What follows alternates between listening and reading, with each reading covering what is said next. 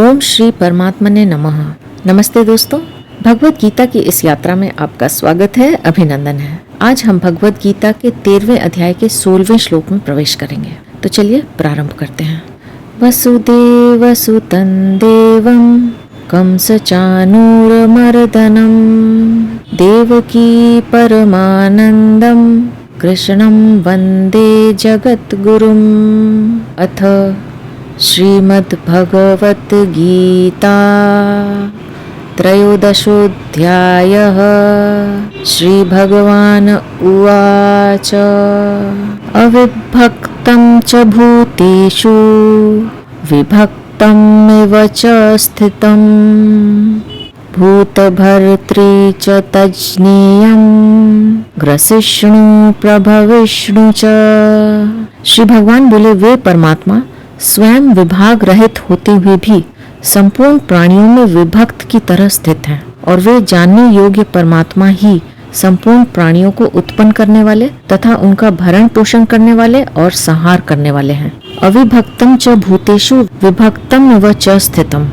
इस त्रिलोकी में देखने, सुनने और समझने में जितने भी स्थावर जंगम प्राणी आते हैं, उन सब में परमात्मा स्वयं विभाग रहित होते हुए भी विभक्त की तरह प्रतीत होते हैं। विभाग केवल प्रतीति है। जिस प्रकार आकाश घट, मठ आदि की उपाधि से घटाकाश, मठाकाश आदि के रूप में अलग अलग दिखते हुए भी तत्व से एक ही है, उसी प्रकार परमात्मा भिन्न भिन्न प्राणियों के शरीरों की उपाधि से अलग अलग दिखते हुए भी तत्व से एक ही हैं। इसी अध्याय के 27वें श्लोक में समम सर्वेषु भूतेषु तिष्ठन्तम परमेश्वरम पदों से परमात्मा को संपूर्ण प्राणियों में समभाव से स्थित देखने के लिए कहा गया है। इसी तरह 18वें अध्याय के 20वें श्लोक में अविभक्तम विभक्तेषु पदों से सात्विक ज्ञान का वर्णन करते हुए भी परमात्मा को अविभक्त रूप से देखने को ही सात्विक ज्ञान कहा गया है।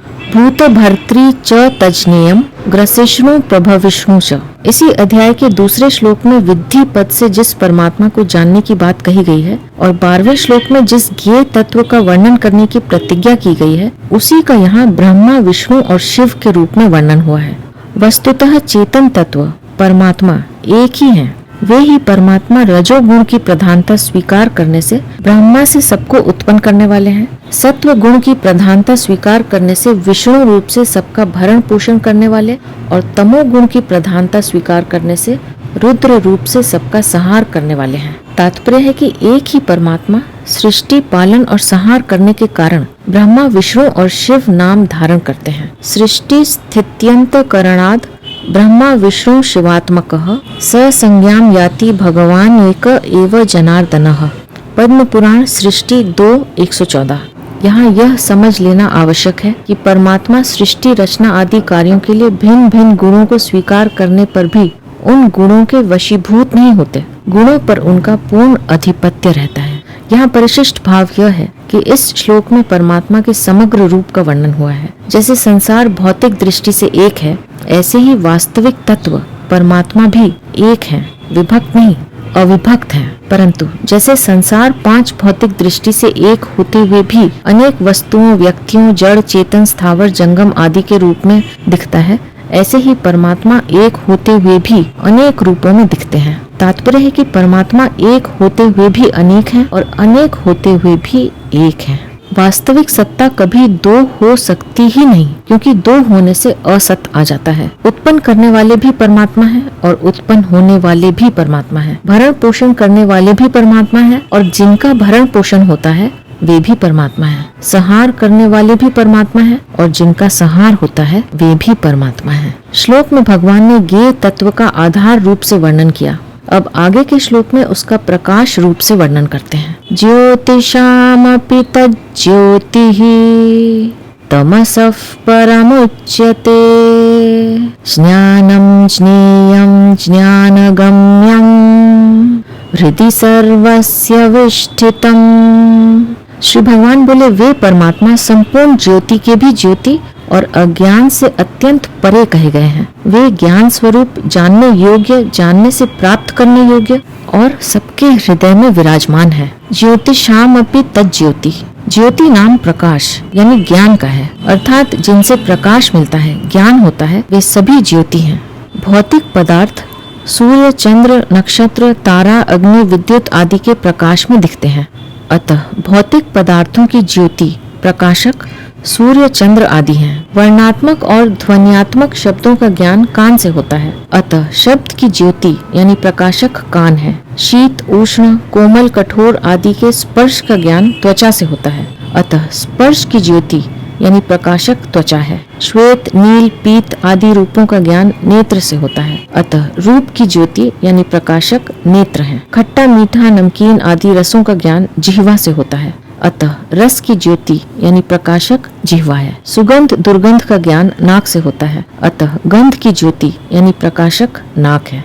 इन पांचों इंद्रियों से शब्द आदि पांचों विषयों का ज्ञान तभी होता है जब उन इंद्रियों के साथ मन रहता है। अगर उनके साथ मन न रहे तो किसी भी विषय का ज्ञान नहीं होता।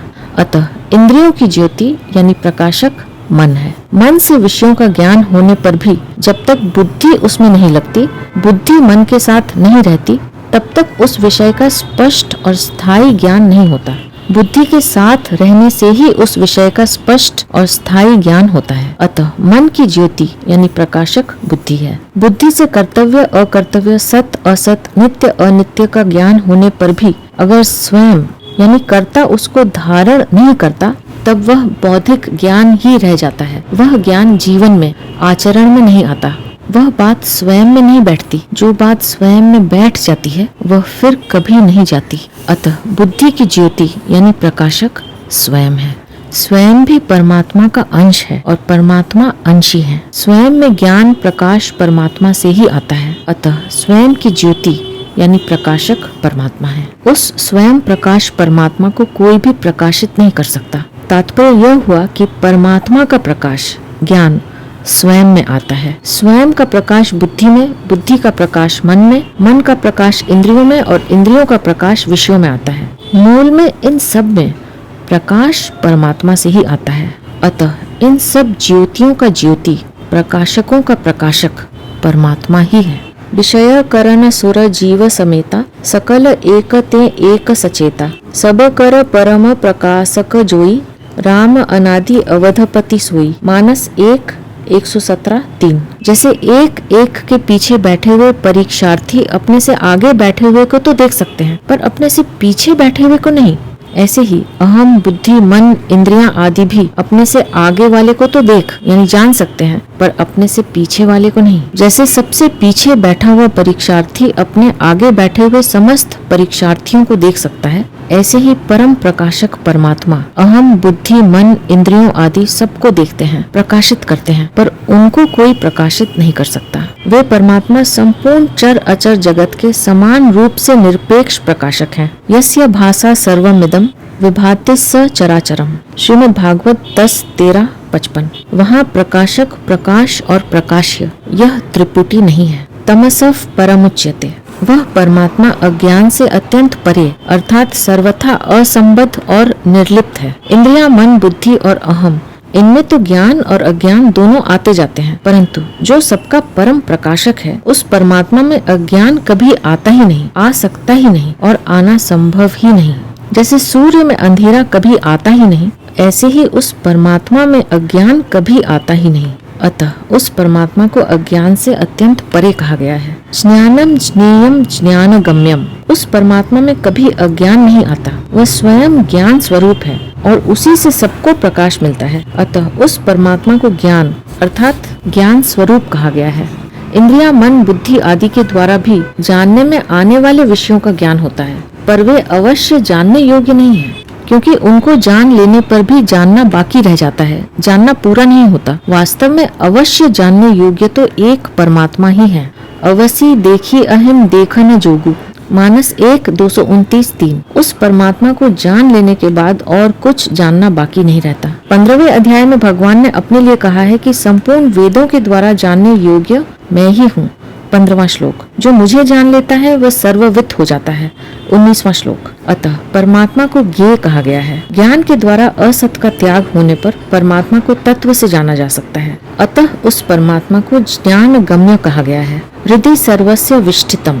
वह परमात्मा सबके हृदय में नित्य निरंतर विराजमान है। तात्पर्य है कि यद्यपि वह परमात्मा सब देश, काल, वस्तु, व्यक्ति, घटना, परिस्थिति, अवस्था आदि में परिपूर्ण रूप से व्यापक है, तथापि उसका प्राप्ति स्थान तो हृदय ही है।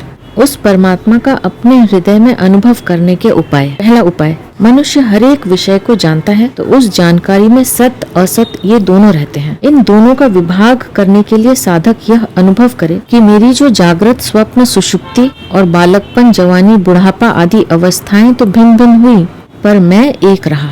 सुखदायी, दुखदायी, अनुकूल, प्रतिकूल परिस्थितियां आई और चली गईं, पर उनमें मैं एक ही रहा। देश, काल, वस्तु, व्यक्ति आदि का संयोग वियोग हुआ, पर उनमें भी मैं एक ही रहा। तात्पर्य यह हुआ कि अवस्थाएं, परिस्थितियां, संयोग वियोग तो भिन्न भिन्न तरह तरह के हुए, पर उन सब में जो एक ही रहा है, भिन्न भिन्न नहीं हुआ है, उसका उन सब से अलग करके उसका अनुभव करे। ऐसा करने से जो सबके हृदय में विराजमान है उसका अनुभव हो जाएगा, क्योंकि यह स्वयं परमात्मा से अभिन्न है। दूसरा उपाय, जैसे अत्यंत भूखा अन्न के बिना और अत्यंत प्यासा जल के बिना नहीं रह सकता, ऐसे ही उस परमात्मा के बिना रह नहीं सके, बेचैन हो जाए। उसके बिना न भूख लगे, न प्यास लगे और न नींद आए। उस परमात्मा के सिवाय और कहीं वृत्ति जाए ही नहीं। इस तरह परमात्मा को पाने के लिए व्याकुल हो जाए तो अपने हृदय में उस परमात्मा का अनुभव हो जाएगा। इस प्रकार एक बार हृदय में परमात्मा का अनुभव हो जाने पर साधक को सब जगह परमात्मा ही है ऐसा अनुभव हो जाता है। यही वास्तविक अनुभव है। यहाँ परिशिष्ट भाव यह है कि 12वें से 17वें श्लोक तक जिस ज्ञेय तत्व का वर्णन हुआ है वह भगवान का समग्र रूप वासुदेव सर्वम ही है। कारण कि इसमें निर्गुण निराकार 12वां श्लोक, सगुण निराकार 13वां श्लोक और सगुण साकार 16वां श्लोक, तीनों ही रूपों का वर्णन हुआ है।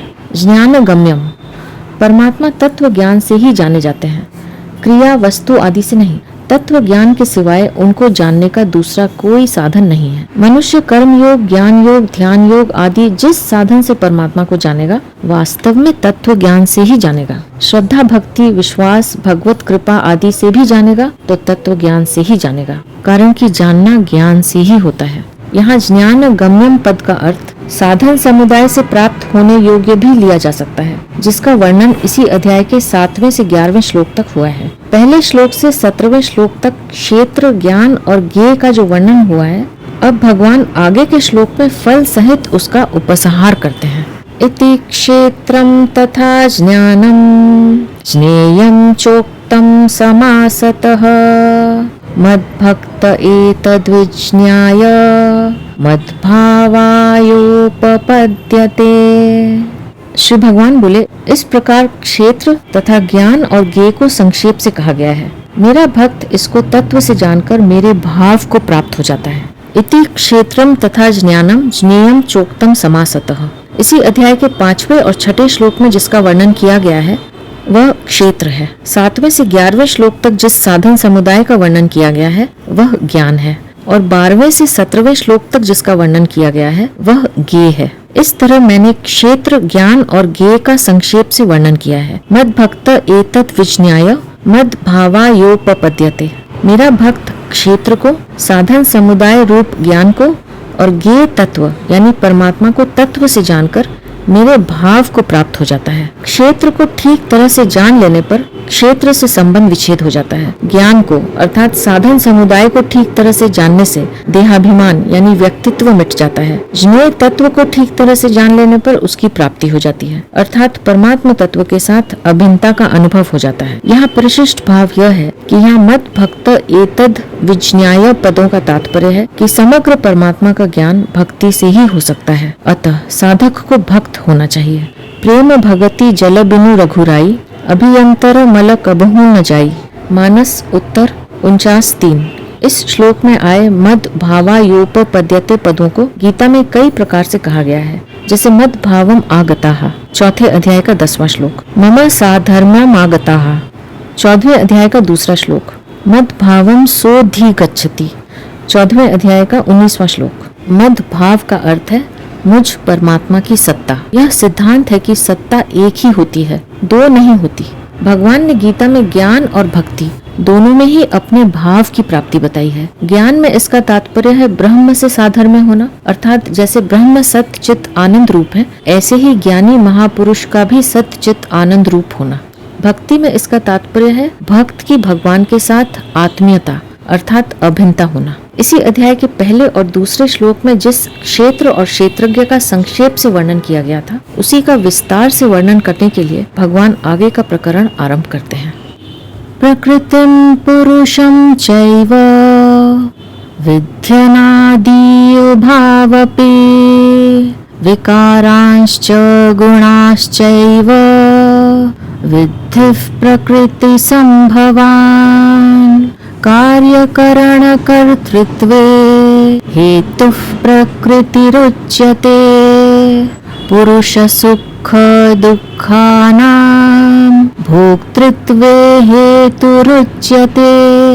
श्री भगवान बोले, प्रकृति और पुरुष दोनों को ही तुम अनादि समझो और विकारों को तथा गुणों को भी प्रकृति से ही उत्पन्न समझो। कार्य और करण के द्वारा होने वाली क्रियाओं को उत्पन्न करने में प्रकृति हेतु कही जाती है और सुख दुख के भोक्तापन में पुरुष हेतु कहा जाता है।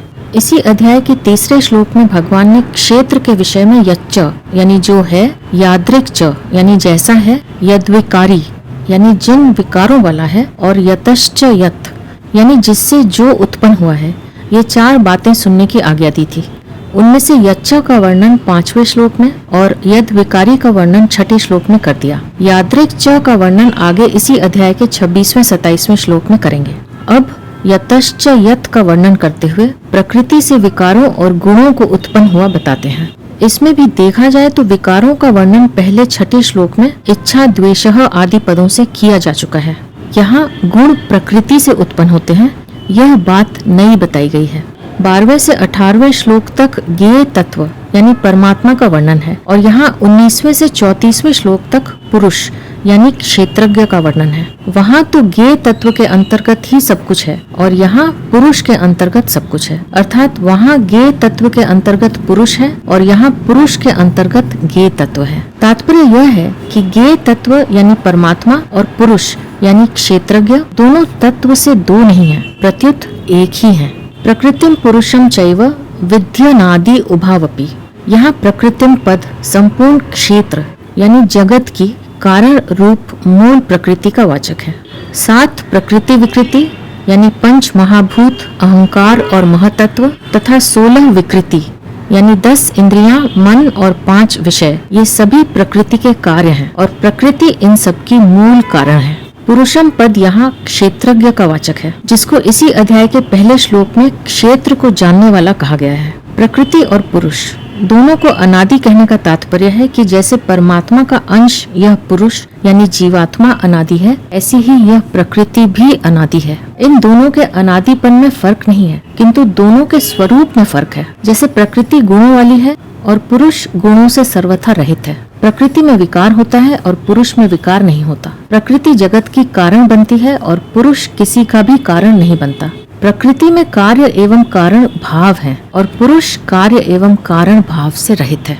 उभौ एव, उभौ एव कहने का तात्पर्य है कि प्रकृति और पुरुष दोनों अलग अलग हैं। अतः जैसे प्रकृति और पुरुष अनादि हैं, ऐसे ही उन दोनों का यह भेद यानी विवेक भी अनादि है। इसी अध्याय के पहले श्लोक में आए इदं शरीरम क्षेत्रम पदों से मनुष्य शरीर की तरफ ही दृष्टि जाती है, अर्थात व्यष्टि मनुष्य शरीर का ही बोध होता है और क्षेत्रज्ञ पद से मनुष्य शरीर को जानने वाले व्यष्टि क्षेत्रज्ञ का ही बोध होता है। अतः प्रकृति और उसके कार्य मात्र का बोध कराने के लिए यहाँ प्रकृतिम पद का और मात्र क्षेत्रज्ञों का बोध कराने के लिए यहाँ पुरुषम पद का प्रयोग किया गया है। इसी अध्याय के दूसरे श्लोक में क्षेत्रज्ञ की परमात्मा के साथ एकता जानने के लिए विद्धि पद का प्रयोग किया गया था और यहाँ पुरुष की प्रकृति से भिन्नता जानने के लिए विद्धि पद का प्रयोग किया गया है। तात्पर्य है कि मनुष्य स्वयं को और शरीर को एक समझता है, इसलिए भगवान यहाँ विद्धि पद से अर्जुन को यह आज्ञा देते हैं कि ये दोनों सर्वथा अलग अलग हैं। इस बात को तुम ठीक तरह से समझ लो। विकारांश्च गुणाश्चैव विद्धि प्रकृति संभवान। इच्छा, द्वेष, सुख, दुख, संघात, चेतना और धृति, इन 7 विकारों को तथा सत्व, रज और तम, इन 3 गुणों को प्रकृति से उत्पन्न हुए समझो। इसका तात्पर्य यह है कि पुरुष में विकार और गुण नहीं है। 7वें अध्याय के 12वें श्लोक में तो भगवान ने गुणों को अपने से उत्पन्न बताया है और यहाँ गुणों को प्रकृति से उत्पन्न बताते हैं। इसका तात्पर्य यह है कि वहाँ भक्ति के प्रकरण होने से भगवान ने गुणों को अपने से उत्पन्न बताया है और गुणमयी माया से तरने के लिए अपनी शरणागति बताई है, परंतु यहाँ ज्ञान का प्रकरण होने से गुणों को प्रकृति से उत्पन्न बताया है। अतः साधक गुणों से अपना संबंध न मानकर ही गुणों से छूट सकता है। कार्य करण कर्तृत्व हेतु प्रकृति रुच्यते। आकाश, वायु, अग्नि, जल और पृथ्वी तथा शब्द, स्पर्श, रूप, रस और गंध, इन 10 महाभूतों और विषयों का नाम कार्य है।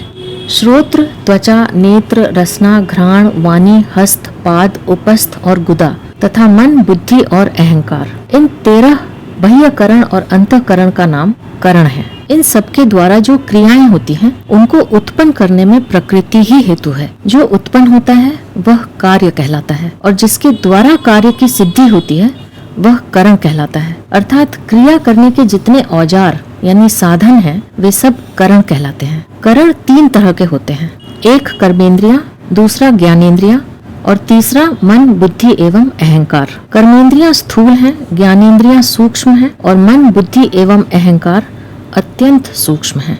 कर्मेंद्रियों और ज्ञानेंद्रियों को बाह्यकरण कहते हैं तथा मन, बुद्धि और अहंकार को अंतःकरण कहते हैं। जिनसे क्रियाएं होती हैं वे कर्मेंद्रियां हैं और कर्मेंद्रियों तथा ज्ञानेंद्रियों पर जो शासन करते हैं वे मन, बुद्धि और अहंकार हैं। तात्पर्य है कि कर्मेंद्रियों पर ज्ञानेंद्रियों का शासन है, ज्ञानेंद्रियों पर मन का शासन है, मन पर बुद्धि का शासन है और बुद्धि पर अहंकार का शासन है। मन, बुद्धि और अहंकार के बिना कर्मेंद्रियां और ज्ञानेंद्रियां काम नहीं करती। ज्ञानेंद्रियों के साथ जब मन का संबंध हो जाता है तब विषयों का ज्ञान होता है। मन से जिन विषयों का ज्ञान होता है उन विषयों में से कौन सा विषय ग्राह्य है और कौन सा त्याज्य है, कौन सा विषय ठीक है और कौन सा बेठीक है, इसका निर्णय बुद्धि करती है। बुद्धि के द्वारा निर्णीत विषयों पर अहंकार शासन करता है। अहंकार 2 तरह का होता है, अहम वृत्ति और अहम कर्ता। अहम वृत्ति किसी के लिए भी कभी दोषी नहीं होती, परंतु उस अहम वृत्ति के साथ जब स्वयं यानी पुरुष अपना संबंध जोड़ लेता है, तादात्म्य कर लेता है,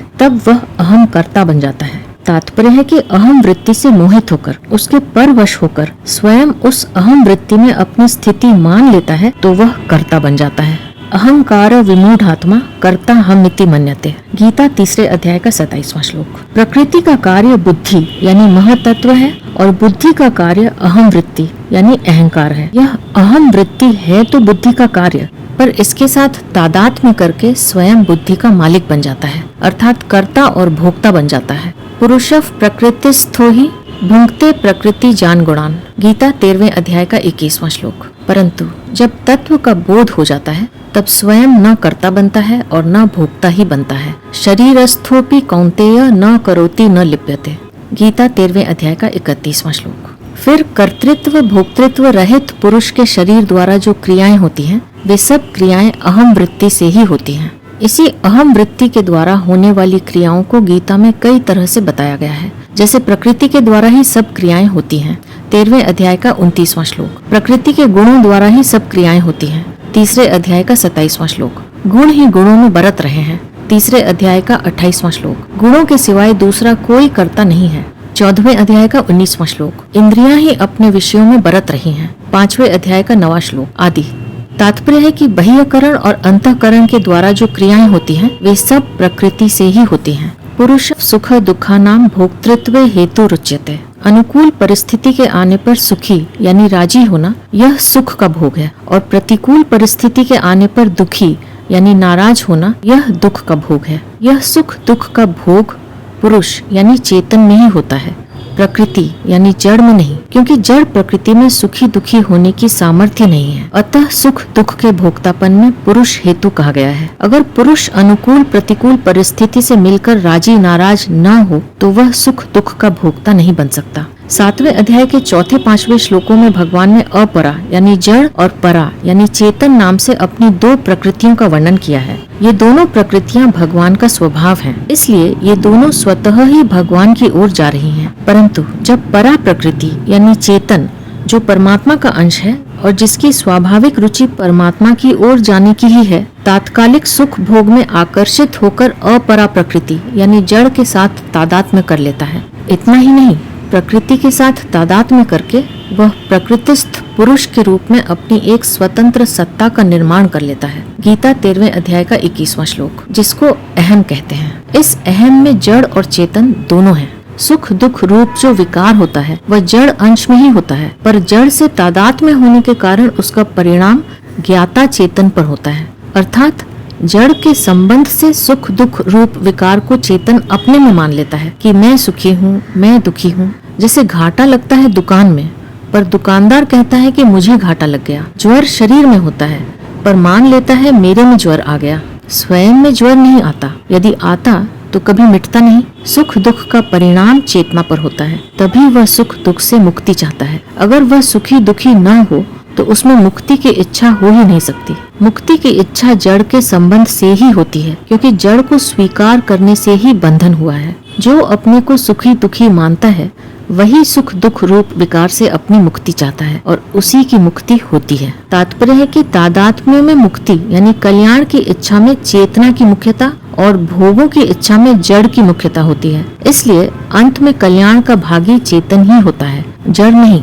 विकृति मात्र जड़ में ही होती है, चेतन में नहीं। अतः वास्तव में सुखी दुखी होना चेतन का धर्म नहीं है, प्रत्युत जड़ के संग अपने को सुखी दुखी मानना ज्ञाता चेतन का स्वभाव है। तात्पर्य है कि चेतन सुखी दुखी होता नहीं, प्रत्युत सुखाकार दुखाकार वृत्ति से मिलकर अपने को सुखी दुखी मान लेता है। चेतन में एक दूसरे से विरुद्ध सुख दुख रूप दो भाव हो ही कैसे सकते हैं? दो रूप परिवर्तनशील प्रकृति में ही हो सकते हैं। जो परिवर्तनशील नहीं है उसके दो रूप नहीं हो सकते। तात्पर्य यह है कि सब विकार परिवर्तनशील में ही हो सकते हैं। चेतन स्वयं जो का त्यों रहते हुए भी परिवर्तनशील प्रकृति के संग से उसके विकारों को अपने में आरोपित करता रहता है। यह सबका अनुभव है कि हम सुख में दूसरे और दुख में दूसरे नहीं हो जाते। सुख और दुख दोनों अलग अलग हैं, पर हम एक ही रहते हैं। इसलिए कभी सुखी होते हैं और कभी दुखी होते हैं। यहाँ परिशिष्ट भाव यह है कि भगवान क्षेत्र और क्षेत्रज्ञ के विभाग का ही प्रकृति और पुरुष के नाम से पुनः वर्णन करते हैं। क्षेत्र और क्षेत्रज्ञ व्यष्टि है और प्रकृति पुरुष समष्टि है। एक प्रकृति विभाग है और एक पुरुष विभाग है। शरीर तथा संसार प्रकृति विभाग में है और आत्मा तथा परमात्मा पुरुष विभाग में है। जैसे प्रकृति और पुरुष अनादि हैं, ऐसे ही इन दोनों के भेद का ज्ञान अर्थात विवेक भी अनादि है। अतः विवेक दृष्टि से देखें तो ये दोनों विभाग एक दूसरे से बिल्कुल असंबद्ध अर्थात दोनों में किंचित मात्र भी कोई संबंध नहीं है। प्रकृति तो असत जड़ तथा दुख रूप है और पुरुष सत चित तथा आनंद रूप है। प्रकृति नाशवान विकारी और क्रियाशील है, पुरुष अविनाशी निर्विकार और अक्रिय है। प्रकृति की नित्य निवृत्ति है और पुरुष की नित्य प्राप्ति है। गीता के आरंभ में भगवान ने इसी विभाग का वर्णन शरीर और शरीरी, देह और देही, सत और असत आदि नामों से किया है। पुरुष ही अहम को स्वीकार करने से जीव, क्षेत्रज्ञ, शरीरी, देही आदि नामों से कहा जाता है। अतः इस विभाग को ठीक ठाक समझना प्रत्येक साधक के लिए बहुत आवश्यक तथा शीघ्र बोध कराने वाला है। कारण कि शरीर और शरीरी को एक मानना ही बंधन है और इन दोनों को बिल्कुल अलग अलग अनुभव करना ही मुक्ति है। भगवान शक्तिमान है और प्रकृति उनकी शक्ति है।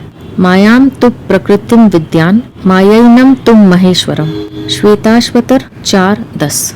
ज्ञान की दृष्टि से शक्ति और शक्तिमान दोनों अलग अलग हैं, क्योंकि शक्ति में तो परिवर्तन घटना बढ़ना होता है, पर शक्तिमान ज्यों का त्यों रहता है। परंतु भक्ति की दृष्टि से शक्ति और शक्तिमान दोनों अभिन्न हैं, क्योंकि शक्ति को शक्तिमान से अलग नहीं कर सकते। अर्थात शक्तिमान के बिना शक्ति की स्वतंत्र सत्ता नहीं है। ज्ञान और भक्ति दोनों की बात रखने के लिए ही भगवान ने प्रकृति को न अनंत कहा है और न शांत कहा है, प्रत्युत अनादि कहा है। कारण कि अगर प्रकृति को अनंत यानी नित्य कहें तो ज्ञान का खंडन हो जाएगा, क्योंकि ज्ञान की दृष्टि से प्रकृति की सत्ता ही नहीं है। ना सतो विद्यते भावः, गीता 2 अध्याय का 16वां श्लोक। अगर प्रकृति को शांत यानी अनित्य कहें तो भक्ति का खंडन हो जाएगा, क्योंकि भक्ति की दृष्टि से प्रकृति भगवान की शक्ति होने से भगवान से अभिन्न है। सदा सच्चा हम, गीता 9वें अध्याय का 19वां श्लोक। वास्तविक दृष्टि से देखा जाए तो प्रकृति और पुरुष का स्वभाव अलग अलग होते हुए भी दोनों परस्पर अभिन्न ही हैं। वास्तव में परमात्मा का स्वरूप समग्र है। परमात्मा में कोई शक्ति न हो ऐसा संभव नहीं है। अगर परमात्मा को सर्वथा शक्ति रहित माने तो परमात्मा एक देशीय ही सिद्ध होंगे। उनमें शक्ति का परिवर्तन अथवा अदर्शन तो हो सकता है, पर शक्ति का अभाव नहीं हो सकता। शक्ति कारण रूप से उनमें रहती ही है, अन्यथा परमात्मा के सिवाय शक्ति यानी प्रकृति के रहने का स्थान कहाँ होगा। इसलिए यहाँ प्रकृति और पुरुष दोनों को अनादि कहा गया है। श्लोक में भगवान ने पुरुष को सुख दुख के भोगने में हेतु बताया। इस पर प्रश्न होता है कि कौन सा पुरुष सुख दुख का भोक्ता बनता है। इसका उत्तर भगवान आगे के श्लोक में देते हैं, जिन्हें लेकर हम अपनी अगली प्रस्तुति में फिर उपस्थित होंगे। अब मैं आपसे आज्ञा लूंगी। आप अपना ध्यान रखिए, हमेशा खुश रहिए, मुस्कुराते रहिए। आपका बहुत बहुत धन्यवाद। ओम श्री परमात्मने नमः।